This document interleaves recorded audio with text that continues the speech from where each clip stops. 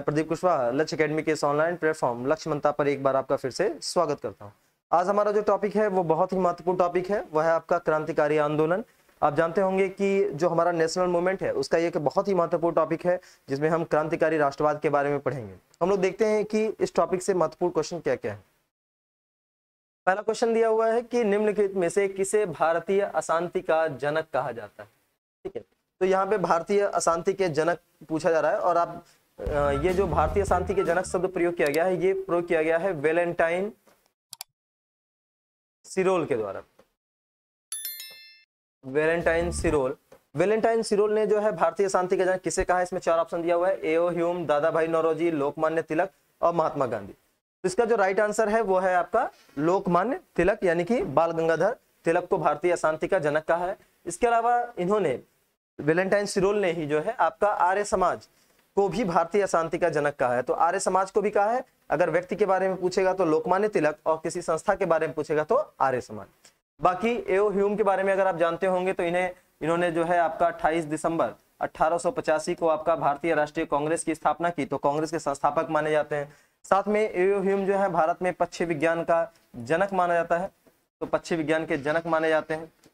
साथ में एओ ह्यूम जो है वो थियोसोफिकल सोसाइटी के मेंबर थे, थियोसोफिकल सोसाइटी के मेंबर थे। साथ में इन्होंने एक पत्रिका भी निकाली थी, जनता के मित्र। तो ये 2-4 पॉइंट जो है वो आपका एओ ह्यूम के बारे में है। बाकी इनके बारे में बहुत सारी चीजें हमने जो है आपका जो भारतीय राष्ट्रीय कांग्रेस का वीडियो था उसमें आपको बता दिया था। दादा भाई नौरोजी कांग्रेस के पहले गैर हिंदू अध्यक्ष हैं, धन के निष्कासन का सिद्धांत दिया, राष्ट्रीय आय की गणना कराने वाले पहले व्यक्ति हैं। इसके अलावा ये पहले व्यक्ति हैं जो ब्रिटेन के हाउस ऑफ कॉमन्स में जो है सदस्य निर्वाचित हुए थे। तो ये सारी खासियत जो है वो दादा भाई नौरोजी की है। लोकमान्य तिलक जो कि इस क्वेश्चन का राइट आंसर है, इन्होंने केसरी और मराठा नामक पत्रिका निकाली थी। कभी कभी भाषा पूछ लेता है तो एक ध्यान रखेंगे, जो केसरी है वो आपका मराठी में है, जबकि जो मराठा है वो आपका इंग्लिश में है। तो ये पत्रिकाएं निकाली इन्होंने। साथ में इन्होंने लोगों में जागरूकता को बढ़ाने के लिए गणेश उत्सव और शिवाजी उत्सव मनाना प्रारंभ किया। ये पहले व्यक्ति हैं जो पत्रकारिता के मामले में जेल गए। हालांकि कुछ राइटर्स जो मानते हैं कि सुरेंद्रनाथ बनर्जी पहले व्यक्ति हैं जो पत्रकारिता के कारण जेल गए थे, लेकिन चूंकि डेट आप देखेंगे तो इनका डेट पहले पड़ जाता है। तो जनरली जो है लोकमान्य तिलक पहले ऐसे भारतीय हैं जो पत्रकारिता के कारण जेल गए। साथ में ये राजद्रोह के मामले में जेल जाने वाले पहले व्यक्ति हैं। तो ऐसे बहुत सारी चीजें आपका लोकमान्य तिलक के बारे में जो आगे हम लोग देखते रहेंगे। बाकी महात्मा गांधी के बारे में बहुत सारी चीजें हैं जो आगे हम लोग पढ़ेंगे, स्पेशल एक टॉपिक लेंगे महात्मा गांधी से संबंधित क्वेश्चंस के। अगला क्वेश्चन है, बाल गंगाधर तिलक को सजा के पश्चात निम्नलिखित में से किसने दया की वकालत की थी और कहा था, संस्कृत के एक विद्वान के रूप में तिलक में मेरी दिलचस्पी है। देखिए, जब बाल गंगाधर तिलक को आप जानते होंगे कि 1908 में जो है बाल गंगाधर तिलक को राजद्रोह के केस में जो है आपका 6 वर्ष की सजा हुई थी। तो जब इनको सजा हुई थी तो इनकी सजा को माफ करने के लिए जो रिक्वेस्ट की थी वो जर्मन विद्वान मैक्स मूलर ने की थी। आपका जो है ये जर्मनी का है। तो जर्मन विद्वान जो मैक्स मूलर था, जिसको भारतीय संस्कृति में बहुत ज्यादा या भारतीय इतिहास में बहुत ज्यादा रुचि थी, तो इसने जो है ये रिक्वेस्ट की थी कि जो तिलक हैं वो एक क्या है, वो संस्कृत के एक विद्वान है, इसलिए जो है मेरी इनमें दिलचस्पी है, इनकी सजा को कम कर देना चाहिए, ये मैक्स मूलर ने कहा था। और मैक्स मूलर के बारे में जो सबसे जो फेमस थ्योरी है वो आप जानते हैं, इन्होंने आर्यों के आगमन के संबंध में एक थ्योरी दी है, जिसमें इन्होंने कहा है कि जो आर्यों का जो मूल स्थान था या जो आर्यों का जो मूल निवास था वो आपका मध्य एशिया था। तो ये मान्य मत माना जाता है फिलहाल आर्यों के आगमन को लेकर। बिपिन चंद्र पाल जो बहुत बड़े क्रांतिकारी नेता है, गर्म दल के नेता है। जब देखेंगे गर्म दल के 3 बड़े नेता लाल बाल पाल में जो है इनका नाम शामिल किया जाता है। बंगाल में इनका बहुत ज्यादा प्रभाव था। विलियम जोन्स बहुत ही फेमस व्यक्ति हैं। विलियम जोन्स जो है जिन्होंने 1784 में जो है आपका 1784 में एशियाटिक सोसाइटी की स्थापना की थी, कलकत्ता में एशियाटिक सोसाइटी की स्थापना की और साथ में जो है विलियम जोन्स ने आपका, तो आप देखेंगे कालिदास की एक बहुत ही फेमस रचना है अभिज्ञान शाकुंतलम।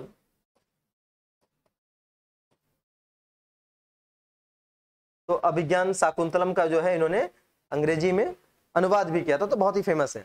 बाकी रविन्द्रनाथ टैगोर आप जानते हैं गुरुदेव के नाम से जाने जाते हैं। अभी हाल ही में जो यूपी पेट का एग्जाम हुआ है उसमें एक क्वेश्चन पूछा हुआ है कि दक्षिण पूर्व एशियाई देशों में पहले व्यक्ति कौन थे जिन्हें नोबेल पुरस्कार मिला था। तो आपको पता होगा कि 1913 में इन्हें साहित्य का नोबेल मिला था। और नोबेल पुरस्कार प्राप्त करने वाले ये भारत के पहले, साथ ही साथ दक्षिण पूर्व एशिया देश के पहले व्यक्ति हैं और इनको गुरुदेव के नाम से जाना जाता है। साथ में यही वो व्यक्ति हैं जिन्होंने जो है महात्मा गांधी को, मतलब गांधी जी को महात्मा की उपाधि दी थी चंपारण सत्याग्रह की सफलता के पश्चात। अगला क्वेश्चन है, बाल गंगाधर तिलक लोकमान्य तिलक के नाम से जाने जाने लगे जब? तो तिलक जो कि आप जानते हैं बाल गंगाधर तिलक उनका असली नाम है और उनको लोकमान्य तिलक के नाम से जाना जाता है। लोकमान्य मतलब जब पब्लिक में बहुत ज्यादा फेमस हो जाए। तो कब बने? कि वे एक लोकप्रिय शिक्षक थे, एक दिया हुआ। दूसरा, उन्होंने एक लोकप्रिय अखबार प्रारंभ किया था। सरकार ने उन्हें रैंड मर्डर केस में अभियुक्त बनाया था और उन्होंने शिवाजी और गणपति उत्सव मनाना शुरू किया था।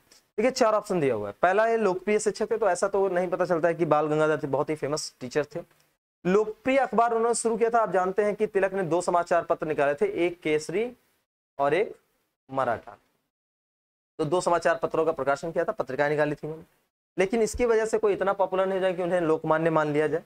तीसरा, सरकार ने उन्हें रैंड मर्डर केस में अभियुक्त बनाया था। तो ये ऑप्शन सही है।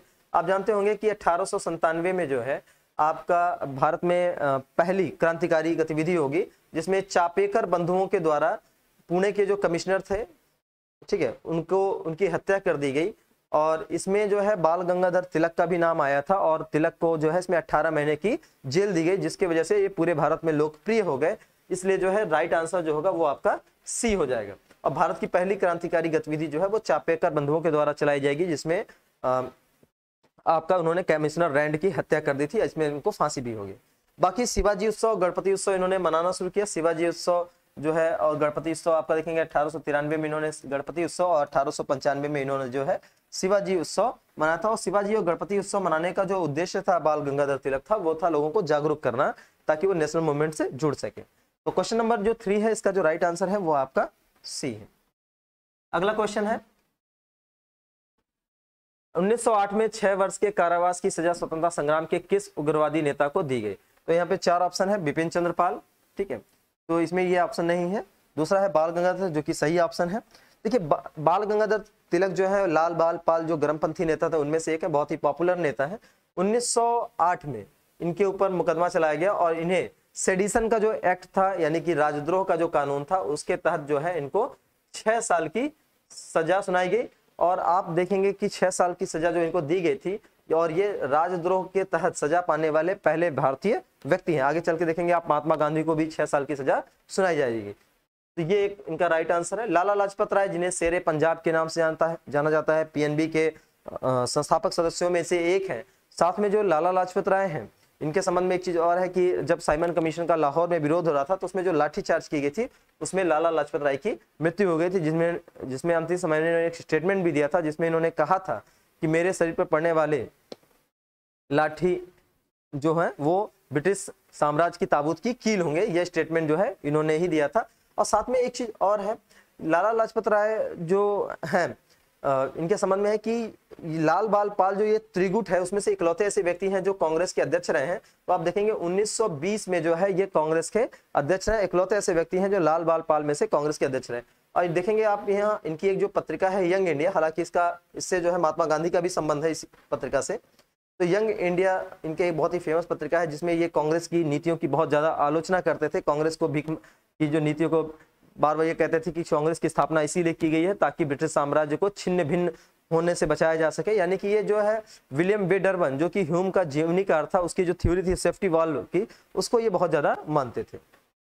चौथे हैं आपके अरविंद घोष जो कि बहुत ही गर्मपंथी नेता है लेकिन उनमें बहुत ही एग्रेसिव नेता है। आप देखेंगे कि जो अलीपुर षड्यंत्र केस आएगा उसमें इनका नाम रहेगा। और चित्तरंजन दास जो कि सुभाष चंद्र बोस के राजनीतिक गुरु हैं उसमें इनका बहुत ही ज्यादा बचाव करेंगे, जिसकी वजह से ये बच भी जाएंगे। और आगे देखेंगे राजनीति से संन्यास ले लेंगे और अरविंदो आश्रम की स्थापना करेंगे, ठीक है, पौंडीचेरी में। तो इनका एक आश्रम है अरविंदो आश्रम जो कि आपका पौंडीचेरी में है। अगला क्वेश्चन है, भारत के स्वतंत्रता आंदोलन के प्रारंभिक दौर में उग्रवादी विचारधारा को निम्नलिखित में से कौन सा एक निरूपित करता है? यानी कि उग्रवादी विचारधारा क्या है, मतलब किसको, कौन सा स्टेटमेंट उग्रवादी विचारधारा से संबंधित है? पहला, आयातित वस्तुओं पर देशज वस्तुओं को प्रश्रय देकर देशज वस्तुओं के उत्पादन को बढ़ावा देना। दूसरा, संवैधानिक साधनों एवं याचिकाओं के स्थान पर आक्रामक साधनों से स्वशासन प्राप्त करना। देश को आवश्यकता अनुसार राष्ट्रीय शिक्षा प्रदान करना। सैनिक विद्रोह द्वारा ब्रिटिश साम्राज्य के विरुद्ध राज्य परिवर्तन संगठित करना। देखिए सैनिक विद्रोह के द्वारा ब्रिटिश शासन को चेंज करने का कॉन्सेप्ट जो है वो था ही नहीं। 1857 का विद्रोह होगा, उसके बाद आप देखेंगे सुभाष चंद्र बोस जब आजाद हिंद फौज का कार्यभार संभालेंगे तो वो उनका उद्देश्य होता है, लेकिन गर्मपंथी जो नेता है उनका उद्देश्य नहीं है। दूसरा, देश को आवश्यक राष्ट्रीय शिक्षा प्रदान करना। राष्ट्रीय शिक्षा की बात उग्रवादी नेता करते हैं। जैसे आप देखेंगे तो 1906 का जो कांग्रेस का कलकत्ता अधिवेशन होगा, जिसकी अध्यक्षता दादा भाई नौरोजी ने की थी, वहां पे 4 प्रस्ताव पारित होंगे जो गर्मपंथियों के दबाव में होता है, जिसमें आपका स्वदेशी है, स्वदेशी, स्वराज, बहिष्कार और राष्ट्रीय शिक्षा, ये 4 प्रस्ताव पारित किए जाएंगे 1906। लेकिन इसके माध्यम से जो है ये पूरी तरह से जो है आपका इंप्लीमेंट नहीं होता, जैसा कि इनका जो मूल जो सिद्धांत है उसमें ये राष्ट्रीय शिक्षा पूरी तरह से नहीं है कि केवल देश को आवश्यकता अनुसार राष्ट्रीय शिक्षा प्रदान करना, ये इनका उद्देश्य नहीं है। एक्चुअली एक पॉलिटिकल मूवमेंट है, जबकि जो शिक्षा है वो आपका समाज सुधार के तहत आ जाता है, तो ये भी ऑप्शन गलत हो जाएगा। तीसरा है संवैधानिक साधनों एवं याचिकाओं के स्थान पर आक्रामक साधनों से स्वशासन प्राप्त करना। जो प्रारंभिक है, जैसे अब हम कांग्रेस से पढ़ते हैं तो उसमें 3 चरण में बांट लेते हैं। 1885 से लेकर 1905 तक का जो चरण है, जिसमें आपका नरमपंथी चरण है, जिसमें आपके दादा भाई नौरोजी, फिरोज शाह मेहता, ए.ओ. ह्यूम, गोपाल कृष्ण गोखले, बदरुद्दीन तैयब जी, सुरेंद्रनाथ बनर्जी जैसे नेता आते हैं। ये लोग लेटर वगैरह लिख के पेपर में न्यूज वगैरह छाप के जो है ये डिमांड करते थे, मांगों को मांगते थे, यानी कि संवैधानिक साधनों का एवं याचिकाओं के माध्यम से ये परिवर्तन चाहते थे।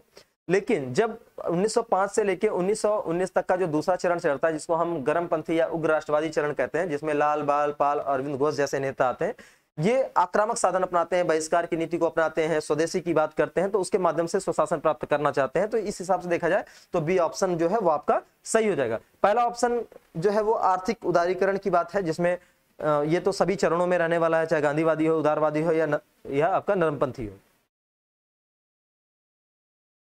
अगला क्वेश्चन है, भारतीय मुसलमान सामान्य रूप से उग्रवादी आंदोलन की ओर आकर्षित नहीं हुआ, इसका कारण क्या था? तो उस पर दिया हुआ है कि पहला सर सैयद अहमद खां का प्रभाव, ठीक है, अच्छा देखते हैं। दूसरा, उग्रवादी नेताओं का मुस्लिम विरोधी दृष्टिकोण। तीसरा, मुस्लिम आकांक्षाओं के प्रति उदासीनता का भाव। और चौथा, उग्रवादियों की हिंदू अतीत का राग अलापने की नीति। तो देखिए भारतीय मुसलमान उग्र राष्ट्रवादी जो आंदोलन था, क्रांतिकारी आंदोलन था, उसमें शामिल क्यों नहीं हुआ? अगर आप देखेंगे तो फर्स्ट रिकॉर्डेड मुस्लिम जिसको फांसी हुई है क्रांतिकारी आंदोलन में, वो थे अशफाकुल्लाह खां, जिनको फैजाबाद में जो है फांसी दी गई थी। और जानते हैं किस मामले में दिया गया? तो काकोरी जो ट्रेन एक्शन कांड था, पहले उसको काकोरी कांड के नाम से जाना जाता था, काकोरी कांड 1925 कहा जाता था। हाल ही में उसका नाम चेंज कर दिया गया उत्तर प्रदेश सरकार के द्वारा, अब उसका नाम हो गया काकोरी ट्रेन एक्शन, ठीक है। वहाँ कांड सब हटा गया, क्योंकि कांड से जो है अलग फीलिंग आती थी, उसको हटा के काकोरी ट्रेन एक्शन ला दिया गया। और आप देखेंगे तो वो उसमें जो है अशफाकुल्लाह खां को गिरफ्तार किया गया और उनको जो है फैजाबाद में फांसी दी गई। लेकिन जनरली नेशनल मूवमेंट में, जो नेशनल मूवमेंट कह रहा हूँ, क्रांतिकारी जो आंदोलन है उसमें मुस्लिम समुदाय की सहभागिता थोड़ी कम रही है। तो पहला इसमें दिया हुआ है कि sir Syed Ahmad Khan.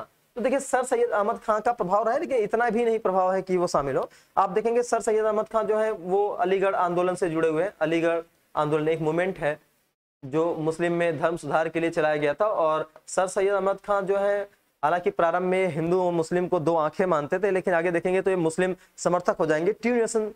To nation theory जो है वो आपका सर सैयद अहमद खां के द्वारा ही दिया गया है, ठीक है। बहुत सारे काम इन्होंने भी किए हैं, जैसे इन्होंने जो है 1875 के आसपास में मुस्लिम एंग्लो ओरिएंटल कॉलेज बनाया, जो आगे चलकर 1920 में अलीगढ़ मुस्लिम यूनिवर्सिटी बन जाएगा। इसके अलावा इन्होंने शिव प्रसाद सिंह के साथ मिलकर जो है आपका देशभक्त एसोसिएशन बनाया था। फिर इन्होंने एक राजभक्त मुसलमान नामक की पुस्तक भी लिखी।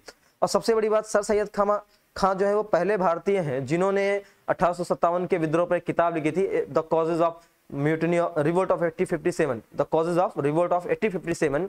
ये पहली किताब है जो किसी भारतीय द्वारा आपका लिखा गया था, तो वो सर सैयद अहमद खान ने ही लिखा था। दूसरा है आपका कि उग्रवादी नेताओं का मुस्लिम दृष्टिकोण। देखिए उग्रवादी जो नेता है वो मुस्लिम दृष्टिकोण, मुस्लिम विरोधी दृष्टिकोण नहीं रखते हैं। ये बिल्कुल सरासर गलत है कि वो मुस्लिम विरोधी दृष्टिकोण रखते हैं। हालांकि वो कुछ हिंदू प्रतीक चिन्हों का प्रयोग करते थे, लेकिन उनका ऐसा दृष्टिकोण नहीं था कि वो हिंदू मुस्लिम वैमनस्यता को फैलाए, तो ये भी आपका गलत है। तीसरा, मुस्लिम आकांक्षाओं के प्रति उदासीनता का भाव, ये भी गलत है, ये भी एक आक्षेप ही है। ऐसा कोई बात नहीं है, कहीं ऐसा प्रमाणित नहीं है कि मुस्लिम आकांक्षाओं के प्रति जो है उनमें उदासीनता की है। जब हिंदू मुस्लिम एकता की बात कर रहे हैं, सुलह कुल की बात कर रहे हैं, तो उनकी उदासीनता कैसी होगी? चौथा वाला जो है ये आपका सही माना जाता है, उग्रवादियों की हिंदू अतीत का राग अलापने की नीति। जैसे आप बाल गंगाधर तिलक को देखिए, उन्होंने गणेश उत्सव और शिवाजी उत्सव मनाना प्रारंभ किया, या जो क्रांतिकारी होते थे वो देवी माँ के सामने जो है कसम खाते थे, उनकी पूजा करते। तो इस तरह की चीजें करने की वजह से जो है थोड़ा सा हो सकता है कि धार्मिक रीजन से जो मुस्लिम लोग थे वो उग्र राष्ट्रवादी आंदोलन में सम्मिलित नहीं होते थे। तो इसका जो राइट आंसर होगा वो डी हो जाएगा। क्वेश्चन नंबर 7, बाल गंगाधर तिलक सांप्रदायिकतावादी थे। दूसरा, उन्होंने धर्म का राजनीतिक अस्त्र के रूप में प्रयोग किया। पहला तो इसमें कहा गया कि सांप्रदायिकतावादी थी, ये गलत है। बाल गंगाधर तिलक किसी भी एंगल से सांप्रदायिकतावादी नहीं है, वो हिंदू मुस्लिम एकता की भी बात करते थे। इनका आरोप जो सांप्रदायिकता का वो लगाया जाता वो इसलिए लगाया जाता कि उन्होंने जो हिंदू प्रतीक चिन्ह थे, गणेश उत्सव, शिवाजी उत्सव जैसे मनाना शुरू किया, लेकिन उनका उद्देश्य था नेशनल मूवमेंट को आगे बढ़ाना, ताकि ज्यादा से ज्यादा लोगों को जागरूक करके जो है उनको जोड़ा जा सके। दूसरा, उन्होंने धर्म का राजनीतिक अस्त्र के रूप में प्रयोग किया, ये बिल्कुल सही है, ठीक है। तो इसके हिसाब से पहला गलत और दूसरा सही है, इसलिए राइट आंसर जो है वो आपका डी हो जाएगा। अगला क्वेश्चन है, निम्नलिखित में से किसने महाराष्ट्र के गणपति उत्सव का ऐसा कायाकल्प किया कि वह एक राष्ट्रीय उत्सव हो गया और उसका स्वरूप राजनीतिक हो गया? तो अभी हमने आपको बताया कि ये किसके द्वारा शुरू किया गया। ये जो मूवमेंट है वो बाल गंगाधर तिलक के द्वारा शुरू किया गया था, ठीक है। रामदास जानते हैं कि ये शिवाजी के गुरु रहे हैं। शिवाजी के बारे में आपको स्पेशली कभी कोई वीडियो आएगा, उसमें आपको शिवाजी संबंधित मराठा राज्य जब पढ़ा जाएगा तो शिवाजी के बारे में डिटेल से पढ़ा जाएगा। महादेव गोविंद रानाडे के बारे में थोड़ा सा जान लें। महादेव जो गोविंद रानाडे हैं, इनको आपका महाराष्ट्र का सुकरात कहा जाता है, महाराष्ट्र का सुकरात के नाम से जाना जाता है, पहली चीज इंपॉर्टेंट है। दूसरा, इन्हें पश्चिमी भारत के पुनर्जागरण का पिता भी कहा जाता है। जैसे भारतीय पुनर्जागरण के पिता हालांकि राजा राम मोहन राय कहा जाता है, लेकिन पश्चिमी भारत के पुनर्जागरण का जो पिता है वो आपका राजा महादेव गोविंद रानाडे को माना जाता है। ये एक है। फिर इन्होंने आप देखेंगे तो इन्होंने जो है आपका सोशल कॉन्फ्रेंस नामक एक संस्था बनाया था, दक्कन एजुकेशन सोसाइटी में इनके सहयोग था। तो इससे बहुत सारे काम इन्होंने किया था। और इनकी जो पत्नी है रमाबाई रानाडे, उन्होंने महिला आर्य समाज की स्थापना की थी। देखिए, आर्य समाज की स्थापना दयानंद सरस्वती ने की है, लेकिन महिला आर्य समाज की जब बात आएगी तो रमाबाई रानाडे जो कि इनकी पत्नी है, उन्होंने उसकी स्थापना की थी।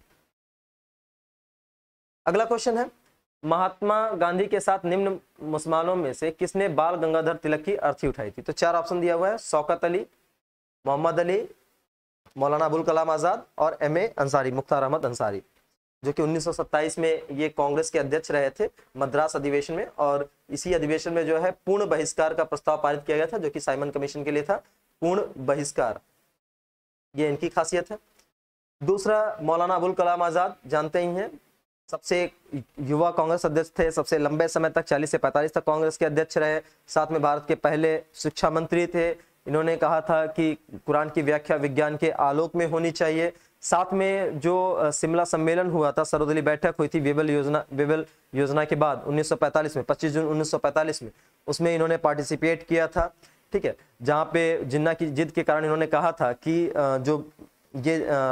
जो सर्वदलीय सम्मेलन है, शिमला सम्मेलन है, ये जल विभाजक है, जल विभाजक की संज्ञा उसको दी थी। साथ में क्रिप्स मिशन जब भारत आया था 1942 में, उसके में पंडित जवाहरलाल नेहरू के साथ जो है ये आधिकारिक वार्ताकार थे क्रिप्स के साथ में, ठीक है। मोहम्मद अली और शौकत अली ये दोनों भाई थे जिन्होंने भारत में आप कह सकते हैं खिलाफत आंदोलन प्रारंभ किया था। शौकत अली जो है ये राइट आंसर है, इन्होंने कंधा दिया था। इसके अलावा सैफुद्दीन किचलू नाम के भी एक व्यक्ति थे, इनका भी नाम आप सुने होंगे, क्योंकि जब जालियांवाला बाग हत्याकांड हुआ था 1919 में, तो उसमें सैफुद्दीन किचलू और सत्यपाल सिंह के गिरफ्तारी के विरोध में ही एक जनसभा का आयोजन किया गया था, जिसमें जनरल डायर ने गोलियां चलवा दी थी, जिसमें काफी लोग जो है मारे गए थे। तो सैफुद्दीन किचलू ने भी कंधा दिया था। साथ में मौलाना हसरत मोहानी ने जो है वो आपका शोक गीत पढ़ा था, ठीक है, मोहानी।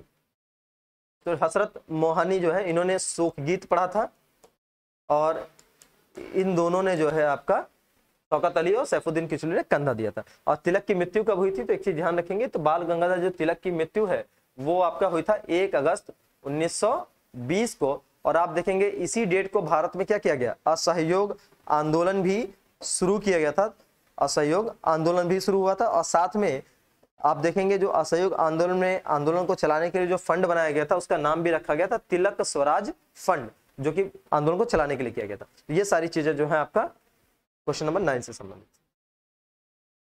अगला क्वेश्चन है, क्रांतिकारियों के एक गुप्त समाज अभिनव भारत का गठन किया था। अभिनव भारत जिसकी स्थापना 1904 में की गई थी और पूर्व में इसका जो नाम था वो था आपका मित्र मेला, और मित्र मेला की जो स्थापना है वो 1899 में की गई थी। तो आप ध्यान रखेंगे पूर्व नाम है मित्र मेला, जो आगे चल के 1904 में अभिनव भारत के नाम से जाना जाएगा, और इसके जो संस्थापक हैं वो है विनायक दामोदर सावरकर, जिनको जनरली वीर सावरकर के नाम से जाना जाता है। अब इसमें जो और ऑप्शन है खुदीराम बोस, अगर आप देखेंगे तो हुआ क्या था कि 1908 में मुजफ्फरपुर का एक बहुत ही बदनाम जज था किंग्सफोर्ड, उस पे जो है बम से हमला किया गया था, और यह हमला किया था खुदीराम बोस और प्रफुल्ल चाकी ने। ठीक है, उसके बाद जो है उसमें किंग्सफोर्ड बच गया, और कैनेडी नाम के एक अधिकारी था जो कि बहुत अच्छा था और नेशनल मूवमेंट में उसका इंटरेस्ट था, वो उसके अंदर जो है सिंपैथी भी थी नेशनल मूवमेंट की। लेकिन दुर्घटना में क्या हुआ कि उसकी पत्नी और बेटी दोनों मारे गए थे। बहुत ही कह सकते हैं कि बहुत ही दुर्भाग्यपूर्ण घटना हो गई। जिसको मारना था किंग्सफोर्ड को वो तो बच गया, और ऐसे व्यक्ति का परिवार मारा गया जो कि नेशनल मूवमेंट में हमदर्दी रखता था, सिंपैथी रखता था। और आप देखेंगे तो यह जो मूवमेंट करने वाले जो व्यक्ति थे वो थे आपके खुदीराम बोस और प्रफुल्ल चाकी। इसमें प्रफुल्ल चाकी ने आत्महत्या कर ली थी और खुदीराम बोस जो है वो पकड़े गए थे, और सबसे कम आयु का व्यक्ति है जिसको फांसी दी गई थी। ठीक है, याद रखेंगे। भगत सिंह के बारे में जो आगे हम लोग पढ़ेंगे क्योंकि बहुत ही इंपॉर्टेंट व्यक्ति है। क्वेश्चन नंबर 11 है, निम्नलिखित में से किसने क्रांतिकारियों के संगठन अभिनव भारत को संगठित किया था? तो अभी आपको बताया कि अभिनव भारत को संगठित करने वाले जो हैं वो हैं आपके विनायक दामोदर सावरकर। जतींद्रनाथ मुखर्जी जो है इनका संबंध आपका युगांतर से है, युगांतर नामक संस्था से बहुत जो है, और इनको बाघा जतीन के नाम से भी जाना जाता है। बाकी इसमें एक इंपॉर्टेंट व्यक्ति है लाला हरदयाल। लाला हरदयाल जो है इन्हें गदर आंदोलन का संस्थापक माना जाता है। ठीक है, गदर आंदोलन का संस्थापक है। और आप अगर देखेंगे तो गदर जो आंदोलन है ये सैन फ्रांसिस्को में प्रारंभ हुआ था। सैन फ्रांसिस्को, और ये मूवमेंट शुरू हुआ था 1 नवंबर 1913 को। और इनका उद्देश्य था इन लोगों का कि जो फर्स्ट वर्ल्ड वॉर चल रहा है उसकी स्टार्ट होने वाला था, उसका लाभ उठाया जाए।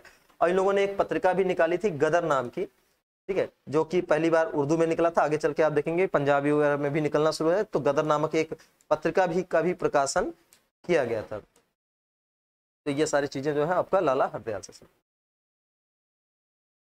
नेक्स्ट क्वेश्चन है, निम्नलिखित कथनों में से कौन से कथन वीडी सावरकर के बारे में सही नहीं है? हमें जो बताना है कि कौन सा ऑप्शन सही नहीं होगा। उन्होंने अभिनव भारत नामक क्रांतिकारी संगठन की स्थापना की, बिल्कुल पहला ऑप्शन दिया। उन्होंने राष्ट्रवादियों को प्रेरित करने के उद्देश्य से गैरीबार्डी, देखिए गैरीबार्डी होगा यहाँ पे, गैरीबार्डी जो कि आपके इटली के एकीकरण में इनका बहुत महत्वपूर्ण स्थान है। आप देखेंगे तो इटली का जो एकीकरण है उसमें 3 लोगों का नाम आता है, मैजनी, गैरीबार्डी और काबुर। तीसरा है, उन्होंने भारत की स्वतंत्रता संग्राम 1857 नामक पुस्तक लिखी जो 1857 के विद्रोह को एक राष्ट्रवादी दृष्टिकोण प्रदान करता है। और तीसरा, ब्रिटिश कैद से मुक्त होने के लिए एक चलते जहाज से कूद पड़े। तो इसमें कौन सा देखते हैं? पहला, ब्रिटिश कैद से मुक्त होने के जहाज से कूदे, तो ये बिल्कुल सही है। 1910 के आसपास में जो है ये जो है आपका जहाज से कूद पड़े थे।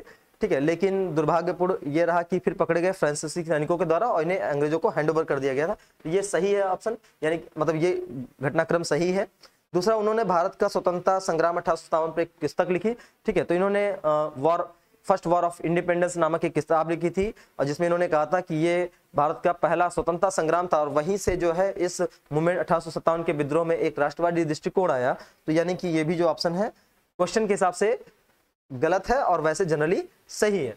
तीसरा ऑप्शन, इन्होंने अभिनव भारत की स्थापना की। अभी जस्ट इससे पहले वाले क्वेश्चन में बताया कि आपका 1904 में इन्होंने अभिनव भारत की स्थापना की थी, तो क्वेश्चन के हिसाब से ये भी ऑप्शन गलत होगा। चौथा है कि इन्होंने गैरीबार्डी की जीवनी लिखी, तो ये गलत है। इन्होंने गैरीबार्डी की जीवनी नहीं लिखी थी, इन्होंने जो जीवनी लिखी थी वो मैजनी की लिखी थी। ये मैजनी से फेमस है, और मैजनी जो है जिसने इटली में एक बहुत ही फेमस मूवमेंट चलाया था, यंग इटली मूवमेंट चलाया था। और भारत में बहुत सारे लोग हैं जो मैजनी से प्रेरित है, जिसमें लाला लाजपत राय का भी नाम आता है, सावरकर का नाम भी आता है, और एक और व्यक्ति हैं जिनका नाम है Henry Vivian Derozio. Henry Vivian Derozio बहुत ही फेमस व्यक्ति है जिसने यंग बंगाल आंदोलन चलाया था, बंगाल में यंग बंगाल मूवमेंट चलाया था। और इनके संबंध में सुरेंद्रनाथ बनर्जी ने एक स्टेटमेंट दिया था जिसमें उन्होंने कहा था हेनरी विवियन डेरिजियो को कि ये हमारी जाति के पिता हैं। तो ऐसा जो है उन्होंने कहा था सुंदर बनर्जी ने डेरिजियो के बारे में। तो मैजनी बहुत ही फेमस व्यक्ति हैं जिनसे जो है भारत के बहुत सारे लोग जो है प्रेरित रहे थे। तो ये गैरीबाल्डी से प्रेरित ना होकर किससे प्रेरित थे? मैजनी से प्रेरित थे। तो राइट आंसर होगा वो सेकंड हो जाएगा। अगला क्वेश्चन है कि हेडगेवार ने किस वर्ष स्वयंसेवक संघ की स्थापना की? राष्ट्रीय स्वयंसेवक संघ यानी कि जिसको हम आरएसएस के नाम से जानते हैं और जिसका हेडक्वार्टर वर्तमान में कहां पे है? नागपुर में है। तो इसकी स्थापना हेडगेवार ने की थी और कब की थी? तो 1925 में। युगांतर पार्टी का नेतृत्व किसने किया? तो अभी आपको थोड़ी देर पहले बताया कि युगांतर पार्टी का जो नेतृत्व है वो जतिन नाथ मुखर्जी ने किया था। बहुत ही फेमस व्यक्ति हैं। इन बहुत बहादुर भी व्यक्ति थे, इसलिए इनके लिए उपनाम इनका जो है वो था आपका बाघा जतिन। तो इनको बाघा जतिन के नाम से भी जाना जाता है। बहुत ही जबरदस्त क्रांतिकारी नेता थे। इसके अलावा सचिंद्र सान्याल बहुत ही फेमस है। अगर आप देखेंगे तो 1924 में कानपुर में एक पार्टी बनाई गई थी जिसका नाम था HRA, हिंदुस्तान रिपब्लिकन एसोसिएशन। उसके अध्यक्ष आपके सचिंद्र सान्याल थे और इसी में आपका राम प्रसाद बिस्मिल, अशफाक उल्ला खां, राजेंद्र लाहिड़ी, रोशन सिंह, ठीक है, और इसके बाद जो है आपका चंद्रशेखर आजाद लोग शामिल थे। और इसी HRA ने, हिंदुस्तान रिपब्लिकन एसोसिएशन ने जो है आपका 9 अगस्त 1925 को काकोरी एक्शन, जो ट्रेन एक्शन जो था उसको इंप्लीमेंट किया था, जिसे हम पहले काकोरी कांड के नाम से जानते थे। काकोरी जो है आपका लखनऊ का एक छोटा सा स्टेशन है और यहाँ पे जो ट्रेन आ रही थी वो लखनऊ से जो 8वीं down Lucknow Saharanpur passenger train थी, जिसपे इन्होंने इस घटना को इंप्लीमेंट किया था। तो ये आपका सचिंद्र सान्याल उसके हेड थे। दूसरा नाम दिया हुआ है कि रास बिहारी बोस। रास बिहारी बोस जो है, अगर इनका आप देखेंगे तो ये बहुत ही फेमस है।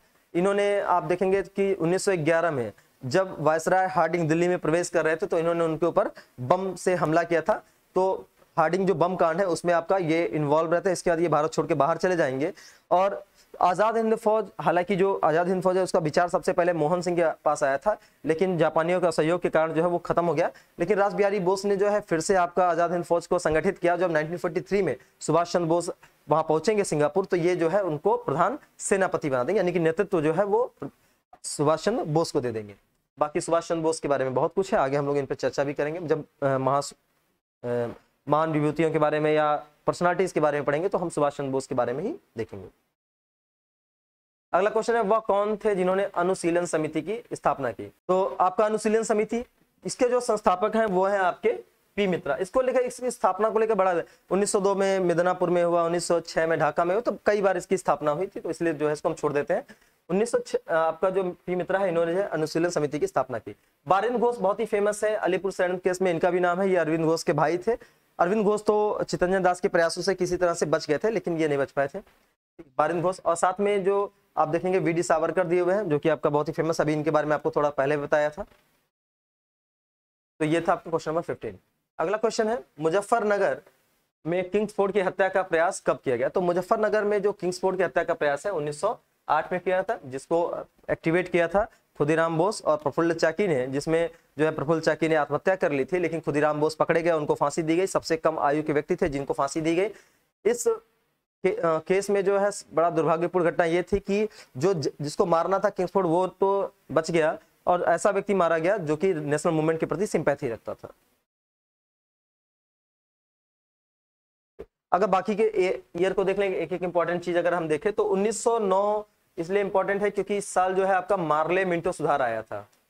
और आप देखेंगे मार्ले मिंटो सुधार के द्वारा जो है मुस्लिम समुदाय के लिए पृथक निर्वाचन की व्यवस्था की गई थी। दूसरा 1907 इसलिए फेमस है क्योंकि यहाँ पे कांग्रेस का जो है सूरत विभाजन हुआ था।